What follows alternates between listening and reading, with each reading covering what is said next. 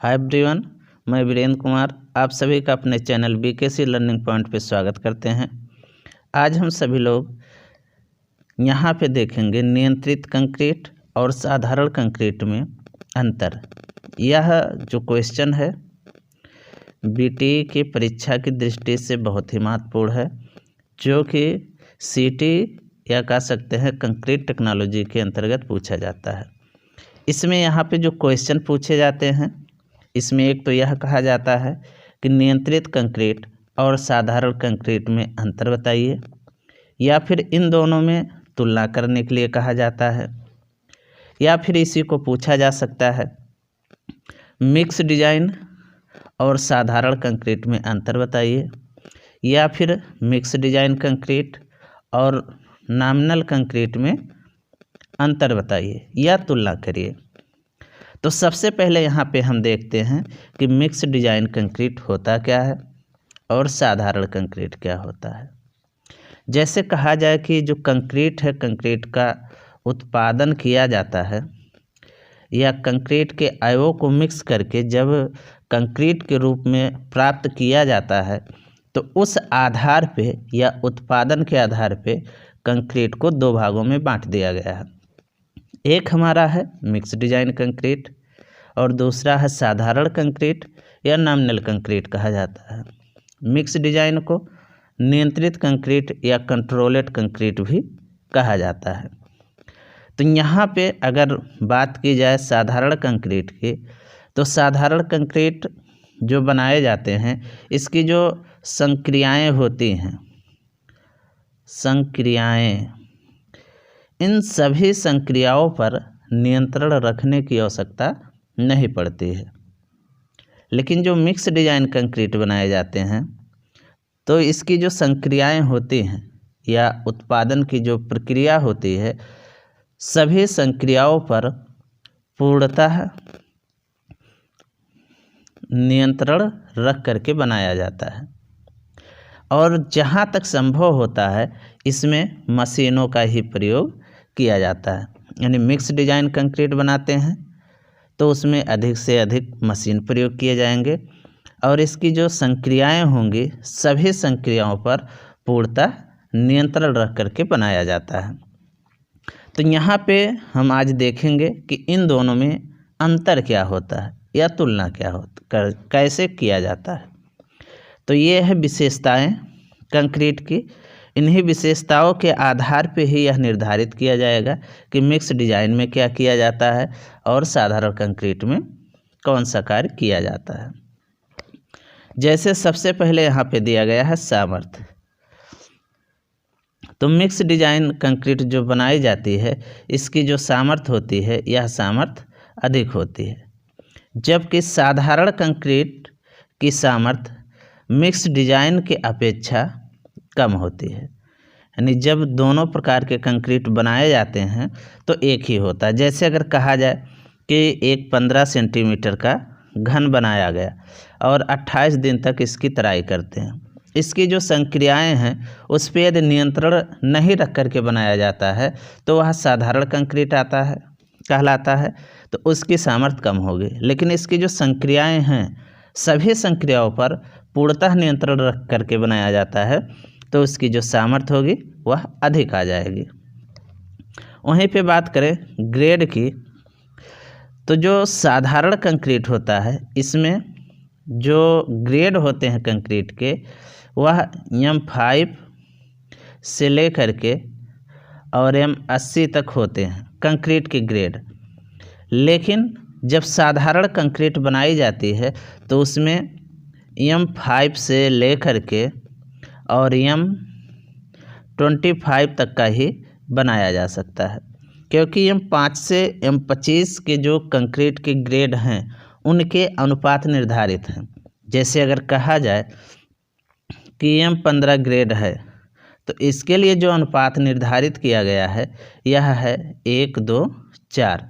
यानी जो अवयवों की मात्रा लेना है इसी अनुपात में लेकर के बनाते हैं तो M15 ग्रेड का कंक्रीट बनेगा और उसकी जो सामर्थ्य आएगी यह 15 न्यूटन प्रति mm² हो जाएगा। ऐसे M25 के भी अनुपात निर्धारित हैं। M25 है तो इसका जो होता है 1:1:2।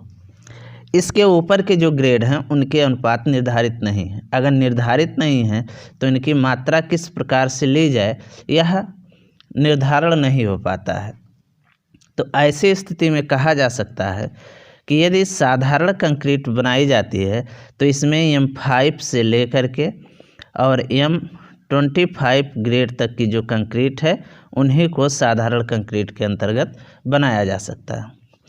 अगर वहीं पे बात की जाए मिक्स डिजाइन कंक्रीट की तो यहाँ पे M5 से लेकर के और M80 तक के सभी ग्रेडों का मिक्स डिजाइन प्रयोग किया जा सकता है। लेकिन चूँकि मिक्स डिजाइन कंक्रीट बनाई जाती है तो इस पे जो खर्च होता है यह खर्च अधिक आ जाता है, जिसके कारण इसमें से M5, M7.5 और M10 इन सब का मिक्स डिजाइन तैयार नहीं किया जा सकता है। यानी अगर मिक्स डिजाइन कंक्रीट बनाते हैं तो M5, M7.5 और M10 इन ग्रेडों का मिक्स डिजाइन नहीं बनाया जाता है, क्योंकि इस पे बनाया तो जा सकता है, चूँकि अगर बनाते हैं तो खर्च अधिक हो जाता है, इसलिए मिक्स डिजाइन कंक्रीट के लिए इन ग्रेडों का प्रयोग नहीं करते हैं। इससे ऊपर के जो कंक्रीट की ग्रेड हैं उसके लिए मिक्स डिजाइन का निर्धारण किया जाता है। वहीं पे नियंत्रण की बात की जाए, अभी बताया गया था कि यदि मिक्स डिजाइन कंक्रीट बनाई जाती है तो इस पे नियंत्रण रख करके बनाया जाता है। नियंत्रण की बात की जाए, जैसे कहा जाए कि मिक्सिंग का कार्य किया जा रहा है या कोई भी कार्य करते हैं, भंडारण का ही मान लेते हैं। भंडारण तो यह एक संक्रिया है, यानी जो भी कंक्रीट बनाने के लिए आयो चाहिए, जैसे कहा जाए कि सीमेंट हो गया, मिलावा हो गया या फिर जल हो गया, मुख्य रूप से यही आयो कंक्रीट बनाने के लिए प्रयोग किए जाते हैं। नियंत्रण क्या रखना है कि अगर भंडारण करते हैं तो सीमेंट को यदि किसी खुले स्थान पे छोड़ दिया जाएगा तो ऐसी स्थिति में इसमें क्या होगा कि वायुमंडल से कुछ नमी अवशोषित कर लेगी और सीमेंट जो होगा रोरो के रूप में हो जाएगा, यानी उसमें रासायनिक क्रिया शुरू होगी जिससे कुछ सीमेंट के कण आपस में चिपक करके रोरे बना लेंगे। जबकि वहीं मिलावा की बात किया जाए तो खुले स्थान में रखा जाता है, तो वहाँ पे जो मिलावा के प्रकार होंगे उनको अलग अलग कैटेगरी में रखा जाए। जैसे अगर कहा जाए कि कोई 20 mm का मिलावा है, कोई 10 mm का मिलावा है, कोई 5 mm का मिलावा है, तो इन सबको अलग अलग कोष्टक या कक्ष बना करके रखा जाए। अगर एक साथ मिक्स कर दिया जाएगा तब वहाँ पे नियंत्रण नहीं रखा जा रहा है, यानी जो भी संक्रियाएं होंगी सभी संक्रियाओं पर नियंत्रण रखा जाएगा। वहीं अगर बात किया जाए अगली कार्य की, मापन, तो यहाँ पे जो मापन का कार्य किया जाता है कंक्रीट बनाते समय, यह मापन दो प्रकार से करते हैं। एक तो मापन का कार्य कर लिया जाता है आयतन के आधार पे और एक कर लिया जाता है भार के आधार पे। इन दोनों में से जो सबसे अच्छा होता है वह भार के आधार पे होता है। जब साधारण कंक्रीट बनाई जाएगी तो यहाँ पे आयवों का मापन इन दोनों में से किसी से भी किया जा सकता है। अगर छोटी कंक्रीटिंग कार्य है या निम्न श्रेणी का है तो आयतन के आधार से मापन कर लिया जाएगा। लेकिन यदि मिक्स डिजाइन कंक्रीट बनाई जाती है तो यहाँ पे जो मापन का कार्य किया जाएगा वह भार के आधार पे ही आयवों का मापन करेंगे। वहीं पे अगर बात की जाए मिक्सिंग की, तो मिक्सिंग का कार्य भी दो प्रकार से किया जाता है। एक तो हस्त विधि से करते हैं और एक यांत्रिक विधि से। दो विधियों से मिक्सिंग का कार्य किया जाता है। जब साधारण कंक्रीट बनाई जाती है तो इसमें से दोनों विधि प्रयोग किया जा सकता है। यानी हस्त विधि से श्रमिकों के द्वारा, यानी जो मजदूर होंगे, लेबर होंगे, उनके द्वारा आयों को इकट्ठा करके फावड़े के द्वारा मिक्स कर दिया जाएगा।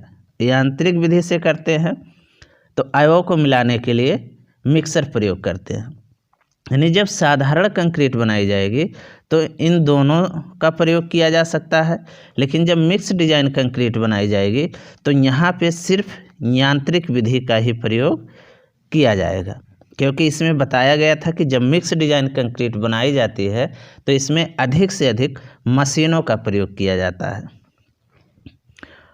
वहीं उपकरण की बात की जाए तो जो यहाँ पे मिक्स डिजाइन कंक्रीट बनाए जाएंगे तो यहाँ पे क्या करेंगे कि अधिक से अधिक उपकरण का प्रयोग करेंगे, उपकरण या कह सकते हैं कि मशीनों का प्रयोग करेंगे, जबकि साधारण कंक्रीट में मशीनों का प्रयोग अपेक्षाकृत कम किया जाएगा। लागत की बात की जाए तो जो मिक्स डिजाइन कंक्रीट बनाया जाएगा इसकी लागत अधिक होगी, जबकि साधारण कंक्रीट की जो लागत होगी यह कम होगी। लेकिन अगर मास कंक्रीटिंग कार्य करना हो तो जो साधारण कंक्रीट होता है इसकी लागत अधिक हो जाती है और मिक्स डिजाइन कंक्रीट की लागत कम हो जाती है।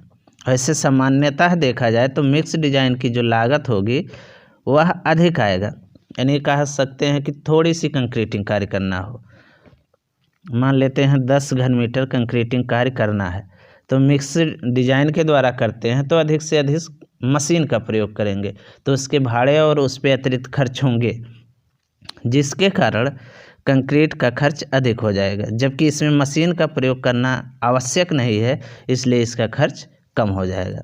लेकिन यहीं पे जब मास कंक्रीटिंग कार्य किया जाए, मास कंक्रीटिंग कार्य यानी बहुत अधिक मात्रा में कंक्रीटिंग कार्य की जाए तो साधारण कंक्रीट की जो लागत होगी वह अधिक हो जाएगी और मिक्स डिजाइन की जो लागत होगी वह कम हो जाएगी। और यदि बात की जाए श्रमिक की तो मिक्स डिजाइन बनाई जाए कंक्रीट या साधारण कंक्रीट बनाई जाए तो कुछ ना कुछ श्रमिकों की आवश्यकता पड़ती है, लेकिन जो श्रमिक होते हैं कुछ श्रमिक कुशल होते हैं और कुछ श्रमिक अकुशल होते हैं। जब हमारा साधारण कंक्रीट बनाया जाएगा तो वहाँ पे दोनों प्रकार के श्रमिक प्रयोग किए जाएंगे, यानी कुछ श्रमिक कार्य के दौरान कुशल श्रमिक होंगे, कुछ ऐसे श्रमिक होंगे जो अकुशल श्रमिक होंगे, यानी कार्य के बारे में उनको जानकारी नहीं होगी। लेकिन जब मिक्स डिजाइन कंक्रीट बनाई जाएगी तो इसके लिए सिर्फ कुशल श्रमिकों की ही आवश्यकता पड़ेगी, यानी उस कार्य के दौरान वहाँ पे जो भी श्रमिक होंगे वह कुशल श्रमिक होंगे, यानी जिस भी कार्य के लिए श्रमिक को रखा जाएगा उस कार्य के बारे में उस श्रमिक को पूर्णतः जानकारी होगी। आगे अगर बात की जाए उपयोग की तो जब मिक्स डिजाइन कंक्रीट बनाए जाते हैं यह अगर प्रयोग करके या कह सकते हैं मिक्स डिजाइन कंक्रीट बनाते हैं तो यह अधिक समय